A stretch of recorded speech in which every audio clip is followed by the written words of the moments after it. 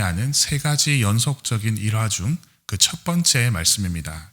바로 바다를 잠잠하게 하신 일, 군대 귀신을 쫓아내신 일, 그리고 중풍병자를 고치신 일입니다. 이 세 가지 연속적인 일화를 통해서 우리는 예수님의 권능이 바람과 바다도 순종하게 하시고 사람 속에 들린 귀신들도 쫓아내시며 죄를 용서하시는 위대한 권능을 가진 분이심을 알 수 있습니다. 오늘 우리는 바다를 잠잠하게 하신 위대하신 예수님의 모습을 통해서 어떤 은혜를 발견할 수 있을까요? 우리는 예수님의 권능을 통해 죽음으로부터 구원을 얻었습니다. 이는 단순히 먼 훗날에 우리가 죄로부터 구원을 받아 천국에 가는 이야기 그것만을 의미하는 것이 아닙니다. 우리의 일상생활 속에 우리가 직면한 많은 일상의 바람과 또 파도 가운데 작은 구원들도 포함됩니다. 우리가 만나는 인생의 폭풍 속에서 주님은 우리가 어떻게 하기를 바라실까요? 저는 본문을 통해서 주님께서 폭풍을 만난 우리가 반드시 하기를 바라시는 세 가지 반응에 대해서 같이 통찰해 보도록 하겠습니다. 인생의 폭풍 속에서 주님은 우리에게 이 세 가지를 원하시는데요. 그 첫 번째는 우리가 기도하기를 원하십니다. 두 번째는 우리가 믿음을 갖기를 원하십니다. 마지막 세 번째는 우리가 깨달음을 얻기를 원하십니다. 기도와 믿음과 깨달음입니다. 자, 그렇다면 첫 번째부터 인생의 폭풍 속에서 주님은 우리가 기도하기를 원하십니다. 예수님은 가다라 지역으로 가시기 위해서 제자들과 함께 배에 오르셨습니다. 그런데 갑자기 바다에서 큰 놀이 일어났는데 이 놀이라는 단어는 이 헬라어 세이스모스에서 온 것으로 흔들림을 뜻하는 단어입니다. 사실 보통 지진을 가리키는 용어입니다. 이 배가 심하게 흔들리면서 물결에 덮이게 되었고 통제 불가능할 정도로 거센 풍랑을 맞은 이 상황을 바로 놀이 일어났다라고 표현한 것이죠. 마가복음에서는 이 같은 장면을 이렇게 표현하고 있습니다. 거센 바람이 일어나고 파도가 배 안으로 덮쳐 들어왔고 물이 벌써 배에 가득 찼다라고 표현합니다. 정말 긴박한 상황이 아닐 수 없습니다. 여러분, 자칫하면 이 배가 뒤집힐 수도 있는 절제절명의 상황 속에서 우리 예수님은 무엇을 하고 계셨을까요? 놀랍게도 예수님은 태평하게 주무시고 계셨습니다. 마가복음은요, 이 주무시는 예수님의 모습을 더욱더 자세하게 설명하고 있습니다. 예수님께서는 고물, 즉 배의 가장 뒤편에서 베개까지 베고 주무셨다라고 묘사하고 있습니다. 예수님의 제자 중 우리가 알다시피 베드로, 야고보, 안드레 그리고 요한은 어부였습니다. 그들은 평생 배를 탔기에 어떻게든 이 풍랑을 빠져나가 보려고 몸부림을 쳤을 것입니다. 그러나 이러한 거대한 재난 앞에서 그들의 모든 기술들은 속수무책이었습니다. 우리는 때때로 인생의 풍랑 속에서 고통을 받을 때 이렇게 주님께서 철저하게 숨어 계시는 것처럼 느껴질 때가 있습니다. 자녀의 비행으로 인해서 너무 부끄러워서 어디에 말도 못하는 상황, 질병으로 인해서 모든 것이 멈춰버린 상황, 경제적인 어려움으로 진퇴양난에 빠진 상황, 오래된 관계, 그 상처 때문에 정말로 힘들어하는 모든 상황까지 이 모든 것들이 바람과 파도가 되어서 우리의 인생을 덮치는 죽음의 바다가 되곤 합니다. 성경에서 이렇게 바다는 죽음의 위협을 상징하기도 합니다. 우리는 물속에서 오래 생존할 수 없습니다. 거기에 폭풍우가 더해진 극한의 상황 속에서는 죽음의 위협이 더욱더 절박해지는 것입니다. 이렇게 내 힘으로는 도저히 감당할 수 없는 인생의 풍랑을 만났을 때 우리가 가장 먼저 해야 할 일은 무엇일까요? 바로 기도입니다. 25절을 보겠습니다. 그 제자들이 나와 깨우며 이르되 주여 구원하소서 우리가 죽겠나이다. 주여 구원하소서 우리가 죽겠나이다. 이것은 단순한 말이 아닙니다. 절박한 기도입니다.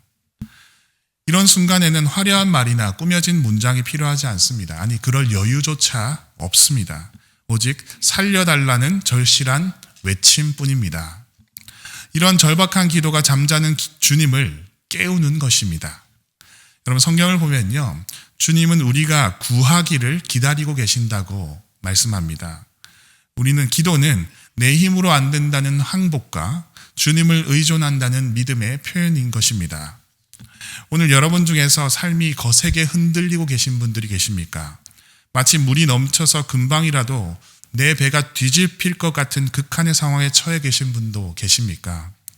주님을 깨우는 기도를 드리시기를 바랍니다. 여러분들의 간절한 기도가 우리 주님을 깨울 것입니다. 따라서 인생의 폭풍 속에서 주님은 우리가 기도하기를 원하십니다. 자, 두 번째, 인생의 폭풍 속에서 주님은 우리가 믿음을 갖기를 원하십니다. 주님께서 깨어나셨습니다. 겁에 질린 제자들을 향해서 주님께서 이렇게 꾸짖으셨습니다. 26절 보시면요, 예수께서 이르시되 어찌하여 무서워하느냐, 믿음이 작은 자들아 하시고 곧 일어나 바람과 바다를 꾸짖으시니 아주 잔잔하게 되거늘. 아멘. 여러분, 주님은 두려워하지 말고 믿음을 가져야 한다고 꾸짖으십니다. 여러분, 여기서 믿음이 작은 자들아 라는 이 표현은요, 오리고피스토이라는 이 표현인데요, 믿음의 크기보다는 믿음의 유무를 의미합니다. 즉 믿음이 있고 없고를 의미합니다. 자, 달리 말하면 지금 그들은 믿음이 없다는 뜻입니다. 여러분, 하지만 정말 제자들에게 믿음이 없었을까요? 여러분, 그들은 예수님이 가시면 어디든 따르는 헌신된 자들이었습니다. 분명 믿음이 있는 사람이었습니다. 그러나 평소에는 있던 믿음도 위기의 순간을 만났을 때 발휘되지 못했던 것입니다. 즉, 이것은 제자들이 당면한 그 위기 상황에서 필요했던 하나님에 대한 믿음이 부족했던 것입니다. 여러분, 우리 역시 마찬가지인 것 같습니다. 위기를 만났을 때 하나님에 대한 믿음이 필요합니다. 인생의 항해가 평안하고 바다가 잔잔할 때는 하나님을 향한 믿음이 있는 듯 보입니다. 그런데 가끔 폭풍이 불어와서 심하게 흔들리는 경험을 하면 우리는 이내 무서워하고 불안해합니다. 믿음으로 반응하기보다는 낙심하고 절망하고 도망하게 됩니다. 핵심은 누구를 더 무서워하느냐입니다. 바람과 바다를 더 무서워하는지 아니면 주님을 더 무서워하는지입니다. 만약 제자들이 주님께서 바람과 바다를 다스릴 수 있는 권능이 있는 분이라는 것을 믿었더라면 어쩌면 그들도 주님처럼 평안히 잠들었을 수도 있겠습니다. 주님과 함께 하는데 바람과 바다가 나에게 뭘 어떻게 하겠어? 라고 말입니다. 혹시 오늘 인생의 폭풍 속에 계신 분들이 계십니까? 주님과 함께하는 믿음으로 담대하게 평안을 선택해 보시기를 바랍니다. 주님과 함께 있는데 그 문제가 우리를 어떻게 하겠습니까? 담대함을 선택하시기를 바랍니다. 그 문제보다, 우리가 당면에 있는 그 문제보다 우리 주님은 더욱더 크신 분이십니다. 그때 주님께서 우리의 인생의 문제들을 향해서 이렇게 말씀하실 것입니다. 잠잠하라, 고요하라. 그렇게 선언하실 때 우리는 또 한 번의 믿음의 경험을 하게 될 것입니다. 따라서 인생의 폭풍 속에서 주님은 우리가 믿음을 갖기를 원하십니다. 자, 그리고 마지막으로 인생의 폭풍 속에서 주님은 우리가 깨달음을 얻기를 원하십니다. 그들은 죽음의 바다가 주님의 권위 앞에서 순종하는 모습을 목격하며 예수님의 신비로운 권능에 압도당합니다. 그래서 27절과 같이 서로 이야기하는데요.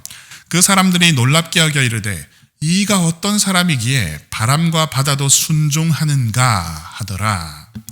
여러분, 본문에서는 제자들이 놀랍게 여겼다라고 기록합니다.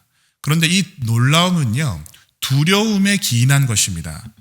누가복음과 마가복음에서는 같은 장면을 그들이 주님을 두려워했다라고 전합니다. 그들은 바람과 바다보다 주님이 더 두려운 분이라는 것을 깨달았습니다. 여기서 말하는 깨달음이란 예수님을 새롭게 아는 지식을 의미합니다. 당시 사람들은 예수님을 선생님으로 여기기도 하고 또는 선지자 중 하나로 여기기도 했습니다. 그러나 제자들은 지금 바람과 바다의 순종을 보면서 또 나아가서 귀신 들린 사람을 고치시는 모습을 보면서 더 나아가서 중풍병자의 병과 죄를 사하시는 권능을 보면서 주님을 새롭게 바라보는 시각이 열리게 되었습니다. 우리 역시 마찬가지입니다. 어쩌면 주님은 우리에게 자녀 문제를 해결해 주시는 분, 질병을 고쳐주시는 분, 경제적인 공급을 해주시는 분, 또한 인간관계를 회복시켜 주시는 분으로 생각되고 있을지도 모릅니다. 맞습니다. 틀린 말은 아닙니다. 하지만 우리는 주님을 더 깊이 깨달아야만 합니다. 단순히 개인적인 경험을 통해서 이해한 주님이 아니라 그분을 성경 말씀을 통해서 이해해야만 합니다. 그래야 우리는 주님께서 우리의 인생의 여정뿐만 아니고 하나님 나라로 인도하시는 구원의 주님이심을 진정 깨달을 수 있게 되기 때문입니다. 죽음으로부터의 구원이라는 이 주제는 예수님께서 직면하셨던 죽음과 생명, 곧 십자가와 부활과 연결됩니다.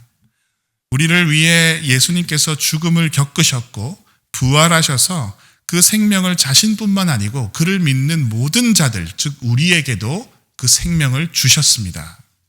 우리는 우리의 범죄로 인하여 주님께서 대신 죽으시고 또 주님께서 십자가와 부활을 통해서 우리가 의로움으로 우리 또한 부활의 다시 삶을 우리가 소망할 수 있게 되었던 것입니다.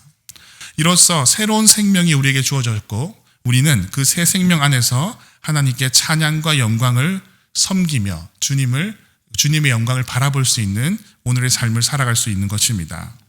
우리는 예수님의 권능을 통해서 죽음으로부터 구원을 얻었습니다.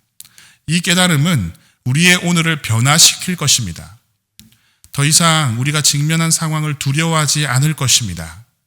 우리의 입술은 우리가 죽겠나이다가 아니라 주님, 우리가 믿겠나이다 라고 담대하게 고백할 수 있는 것으로 변할 것입니다.